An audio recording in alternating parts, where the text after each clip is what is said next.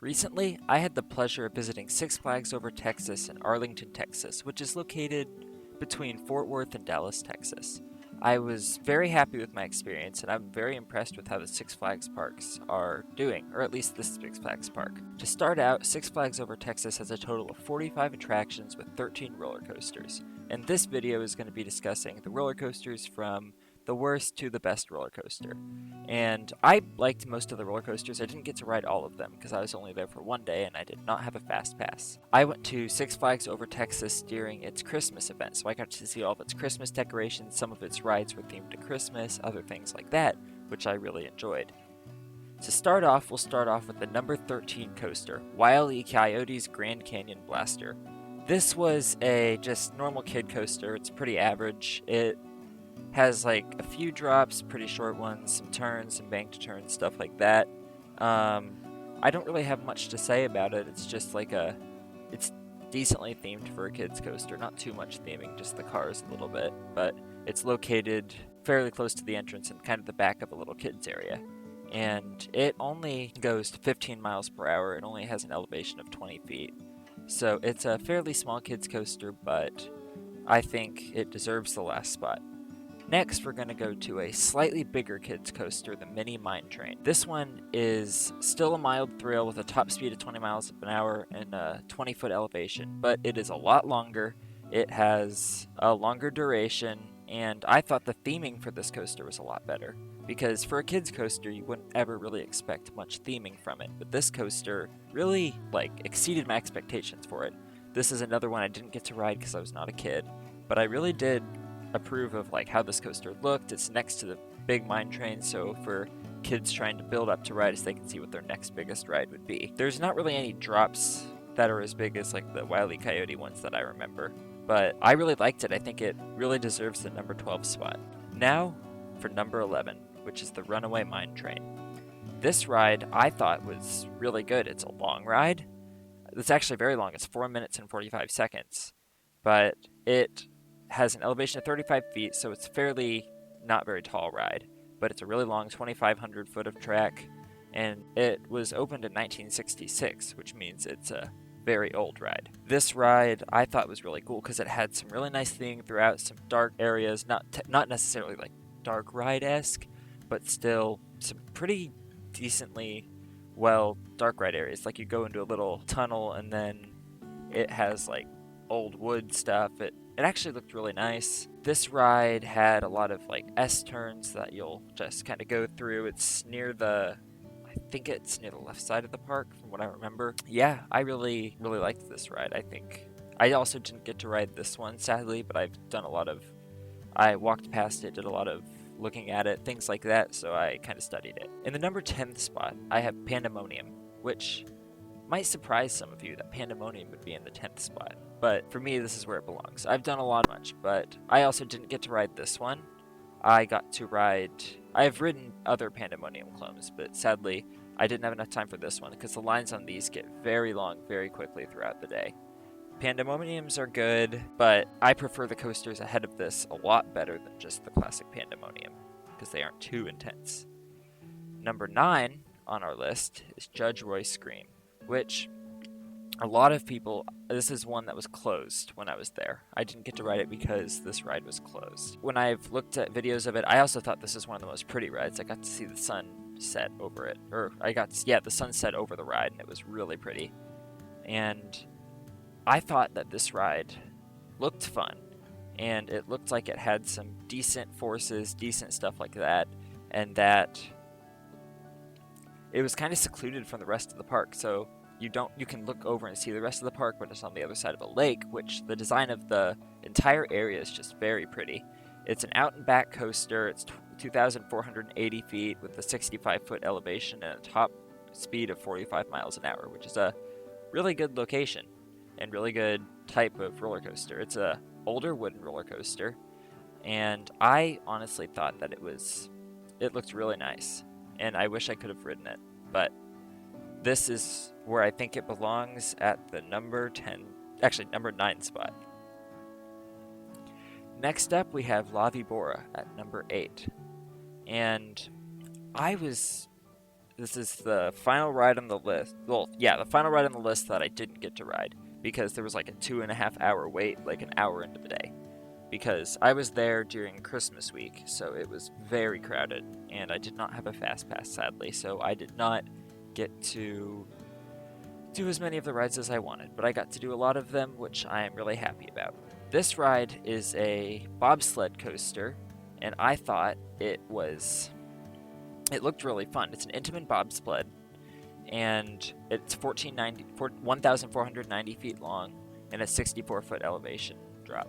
So, this ride is an Intamin bobsled, which means that you don't have set tracks most of the time, that you're kind of on a bobsled, so you're kind of sliding back and forth. It does follow the same sort of track each time, but it could vary a little bit. This ride was very intense at times that I've heard, but I've heard most of the time it's pretty boring and relaxed.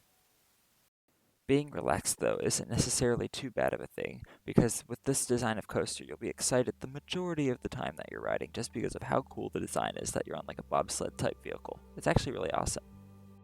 I think the design of these coasters look really cool, especially the red, yellow, and black on this coaster. I think it stands out a lot. Also, it's located next to the parking lot, so when you're walking into the park, you can see this coaster, and it's a very pretty one. It's a pretty loud coaster that you hear, but I've heard some good things about it, and it looks like it's fairly slow, and one thing that I've heard that hinders it a lot is there are multiple mid-course brake runs throughout the thing that slow it down substantially. I've heard it would be a much better coaster if they didn't have brake runs, and that you just got to keep running through it, because that would make it a lot faster and have a lot more, like, intense turns. Next, we'll have number 7 on the list. Number 7 is the Joker, which is an S&S free spin. The Joker, I did not get to ride my last trip, but a few years ago I got to ride the Joker, and I was very impressed with this ride. It was this ride was an S&S free spin, like I said, and I thought it spinned a lot. I got a lot of really good forces on it. I really enjoyed it. It did not make me sick at all. This was the first S&S free spin I ever got to ride, and I was very happy with it. I thought it was very well. It was across from Batman the Ride and those other locations, so you get to see a lot of good views while you're on it, but then the spinning portion really makes it a lot more of an intense ride. I am not going to rank it higher because it is duplicated across many parks, and I think that uniqueness is very important for rides. But at the same time, this one I very much enjoyed, and I totally would ride again if I had the experience. Number 6 on our list is Shockwave. Shockwave is a Schwarzkopf looping coaster, and it is very nice, and I think that the back-to-back loops on it they're filled with G-forces, and what I remember is I got to ride this one twice, once in the front row and once in the back row. In the front row, I remember that there weren't very many forces, but the views from it were really nice, and in the back row, I remember there was a lot of forces. I remember it was a bit rougher of a ride in the back than it was in the front, but in the back you also got a lot more airtime, probably one of the best rides for airtime, in my opinion, in the park. But this ride was very fun. It's a fast-paced ride, it's a thrillful ride, the loops are good. It's actually fairly long. It doesn't look that long, but it is a fairly long ride with 3,500 feet of track, and it's 116 feet tall. And this ride, I thought, really stands out as a really good looping coaster. Those back-to-back loops are very nice, and this entire coaster is very fun to ride, and I really much enjoyed it. The track layout is very interesting. It does a lot of looping and curving around, and it has really good views of like the rest of the park. When you're on it, you can see a lot of the other rides, especially the Gotham City area, which just this whole entire area of the park is just very pretty, and I really liked it. Number 5 is going to surprise a lot of you. I actually put Runaway Mountain above Shockwave, and the reason is because I rode this at nighttime and during the Christmas event, and I thought the theming on this ride was amazing. The outside of Runaway Mountain has really good theming. The entire building is pretty much like rock quarried out themed. It's really nice, and on the inside of the ride, it was very well Christmas themed. Whenever you get into the ride, because I was riding this at night, there was no lights, and then all of a sudden, like, the entire floor of the room lights up with Christmas lights, which was really pretty, and then you go up the thing, you get to see the basic layout of the coaster, but then, all of a sudden, right when you get to the top of the lift and you do the first drop, all the lights start flashing, the Christmas songs that are playing in the room start getting really distorted audio. It was a very, very, very well Christmas themed ride, and I thought that Runaway Mountain was a very good experience. And I actually got to ride it twice. If I was riding as a solo rider, so I waited through the main line for like an hour-ish, and then right when I got to the entrance, I realized that there was a single rider line, and I could have gone there the entire time. So, and there was no wait at the single rider line, so I got to ride this 2 times straight in a row because it was just amazing. Runaway Mountain was totally worth it. I loved my experience on it. There's a lot of intense turns, but there's no inversions or anything, but all the turns and everything, it crosses over itself a lot. It's a very, very well themed for Six Flags indoor ride that I would totally do again, and I absolutely loved riding. Number 4 on our list is Batman the Ride. Batman the Ride is a really fun ride for me to ride. It had really good theming in the queue. The queue was very nice. I loved the queue for this ride because there was a fairly long wait for it, but because of how long the queue was, I was able to really not feel like my wait was too long. There were different rooms, sections, all of this in the queue, which made the wait actually kind of enjoyable. I liked waiting for this ride. I love this style of coaster, the B&M inverts, and this one was a really nice B&M invert. I thought that it was a very smooth ride and that the entire coaster was well put together. There was barely any moments of downtime. This entire thing was just totally worth doing. It was great, relaxing, enjoyable, but I wouldn't say it was too intense of a coaster. It was just very enjoyable, long looping coaster that was very fun, well themed, and very enjoyable. Now we're going to get to the top 3.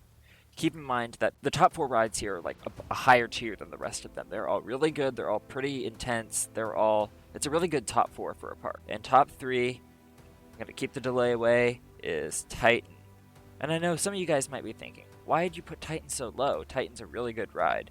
And I agree. Titan is a great ride. I think that it was one of the most forceful hyper coasters that I've ever ridden. It's a Giovanola Hyper, which was very fun. There's a lot of really good elements. The first drop is really nice, but there's not much airtime throughout the ride. I got to ride this twice, once in the front row and once in the back row, and I didn't really find many moments of airtime. I think there was one spot that there was airtime. But the rest of it, it was a fairly fast ride all the way up until the mid-course brake run. But in my opinion, the most intense part of this ride was the double helix. This double helix made me gray out. It was very intense, probably the most intense positive G's on a roller coaster I've ever had. I really enjoyed it. I rode this twice and I didn't really want to ride it again because of how intense of a ride it was. It's more than 200 feet tall. It was great, and if I could go back, I would definitely ride this again. This ride reaches a top speed of 85 miles an hour and it has 5,312 feet of track, and you can definitely feel it. It is a very fast ride, very enjoyable, and I loved my experience on it. This is a very good hypercoaster in my opinion. I haven't had a chance to ride too many hypercoasters, but of the ones I've ridden, this is definitely up there near the top because of just how intense the positive G's are in the double helix. There's actually 2 helixes in this ride. The first one has a lot more positive G's, but the second one still is fairly intense, but I really liked it. The one bad thing about this ride is there is a mid-course brake run that pulls you to almost a complete stop.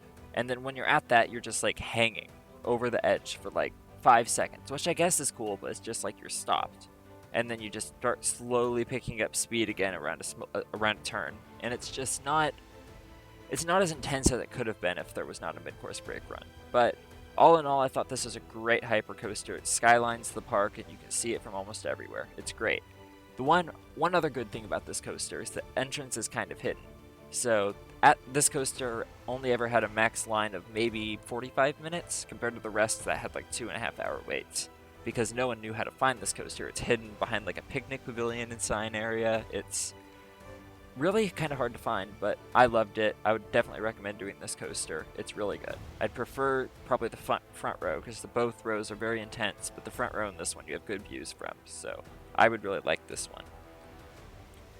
Next, we're going to go to number 2, and this one might surprise you, but I put Mr. Freeze, yes, Mr. Freeze, as number 2 in the park.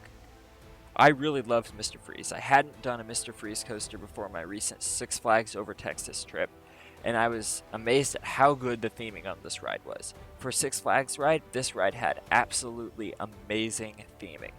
This whole entire The queue was great, the ride was great, but all in all, this theming really made the ride go from a good launch coaster to a great launch coaster, because you launch from 0 to 70 miles an hour in 3.8 seconds out of the station. Keep in mind that Mr. Freeze was what I rode, but it used to be Mr. Freeze Reverse Blast. I got to ride it soon after they transferred this ride from a reverse launch coaster to a forward launch coaster, which means all this footage you're seeing in the background is actually of the reverse launch coaster. And Mr. Freeze was great. The theme, like I said, the queue was great, the theme was great, just like Batman the Ride. I loved this queue, it was amazing. And I really think that this is a great launch coaster. There's no points of downtime in this ride. You're always active, you're always doing something, you're always experiencing some kind of force, and the coolest spot in the ride is whenever you're going forward up that spire at the very end, and then you think you're going to start dropping, but instead of dropping, you actually get pushed upward by the boosters. They actually push the train farther up the spire, so you have more force to get all the way back through the entire track.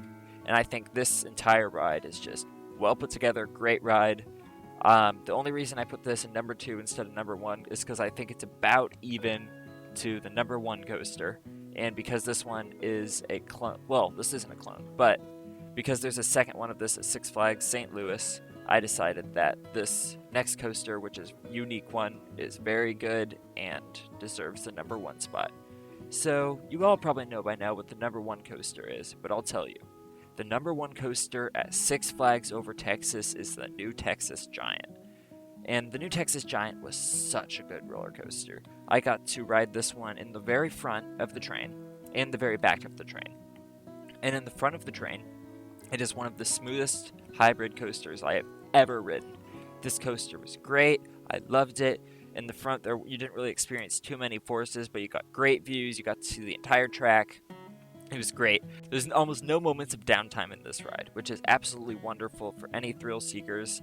It's an amazing, everything about this ride is amazing. It's imposing, it looks great. There's decent theming, there's not too much theming on it, but it's pretty good. And the front row is very smooth. It's a very smooth ride. You don't have too many forces on you. I really enjoyed it there. But then I decided to go back and do the back row.